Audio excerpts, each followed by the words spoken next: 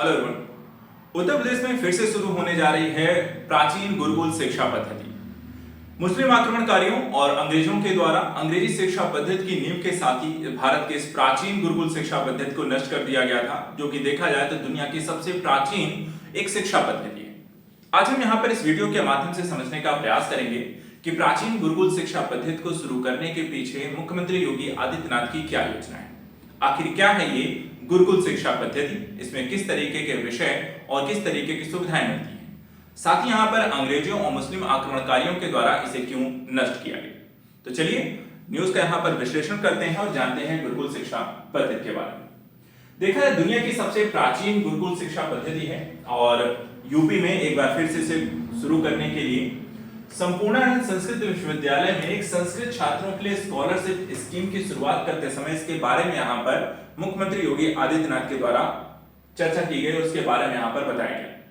साथ ही यहाँ पर दोबारा गुरुकुल शिक्षा पद्धति के विद्यालय शुरू करने की यहाँ पर योजना है। उन्होंने ये भी कहा है कि गुरुकुल जो है संस्कृत भाषा के संरक्षण और संवर्धन के लिए खोले जाएंगे। इन गुरुकुल विद्यालयों में कई तरीके की सुविधाएं भी देने की बात की गई है, जिसमें अतिरिक्त सुविधाएं, रहना खाना फ्री और साथ ही गुरुकुल में विद्वान आचार्यों की नियुक्ति जैसी सुविधाएं यहाँ पर होंगी।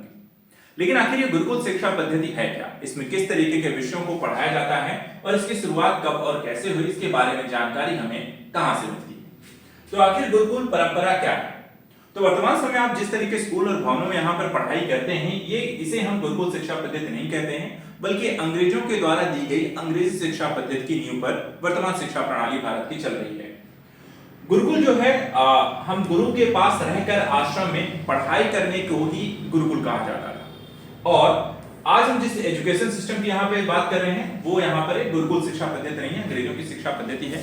जो गुरुकुल शिक्षा पद्धति आपको कुछ ऐसी यहाँ पर दिखाई देती है जहाँ पे गुरुओं के पास रहकर हम स्टडी करते हैं।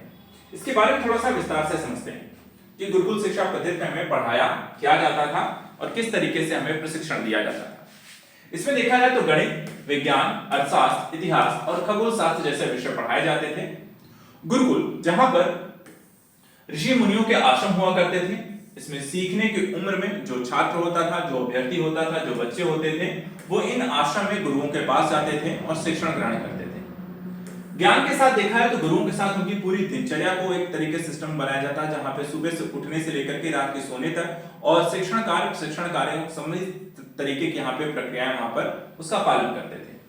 यहाँ तमाम विषयों की शिक्षा के साथ व्यक्तित्व के विकास पर भी जोर दिया, यानी कि पर्सनालिटी डेवलपमेंट पर भी यहाँ पे क्लासेस होती थी।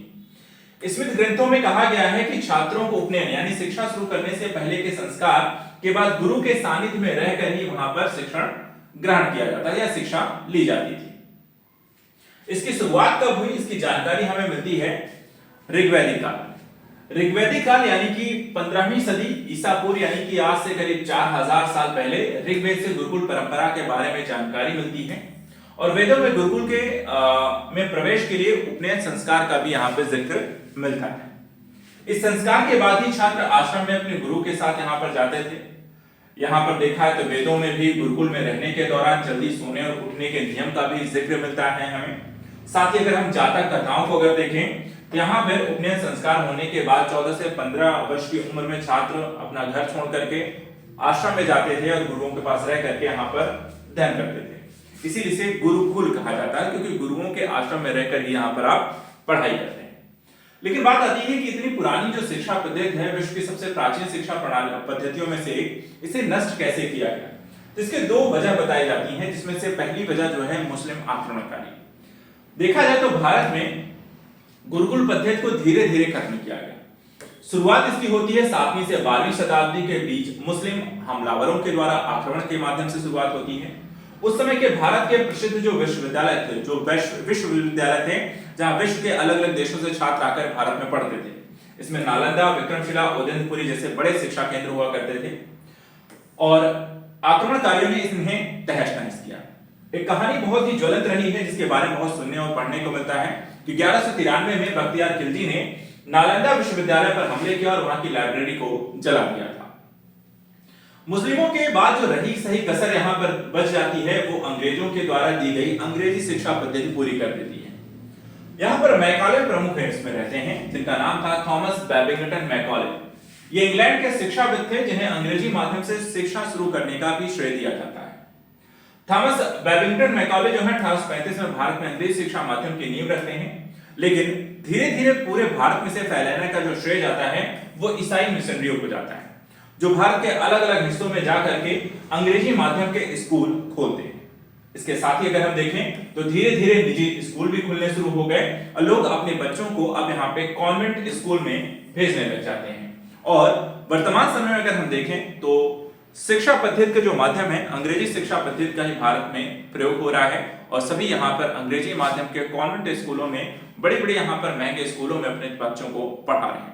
लेकिन उत्तर प्रदेश के मुख्यमंत्री के द्वारा एक बार फिर से एक प्राचीन शिक्षा पद्धति यानी कि गुरुकुल शिक्षा पद्धति को शुरू करने को लेकर के यहाँ प्रोत्साहन पैकेज की घोषणा की है।